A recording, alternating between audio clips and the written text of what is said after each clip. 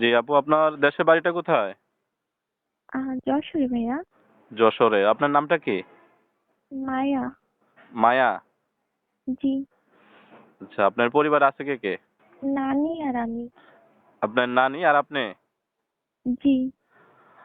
আচ্ছা, তা আপনি প্রতিবেদনে কখনো আসছিলেন না এই প্রথমবার আসলেন? না, কখনো আসি না, এই প্রথমই। আচ্ছা, আপনি কেন আসলেন তে প্রতিবেদনে? দর্শকদের উদ্দেশ্যে বলেন, দর্শকরা আপনার কথাগুলো শুনবে। ভালো একজন মন মানসিকতা একটা জীবন সঙ্গী পাওয়ার জন্য। আচ্ছা, যদি বয়স বেশি হয় এতে কোনো আপনার আপত্তি আছে? বয়স যেমনই হোক না কেন, দেখতে যেমনই হোক না কেন, মন মানসিকতা ভালো থাকতে হবে, সারা জীবন পাশে থাকতে হবে, এতটুকুই।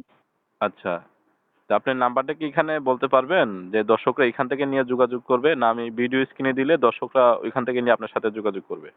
আসলে নাম্বারটা তো আমার মনে নাই, আপনি দিয়া দেন তাহলে একটু ভালো হয়।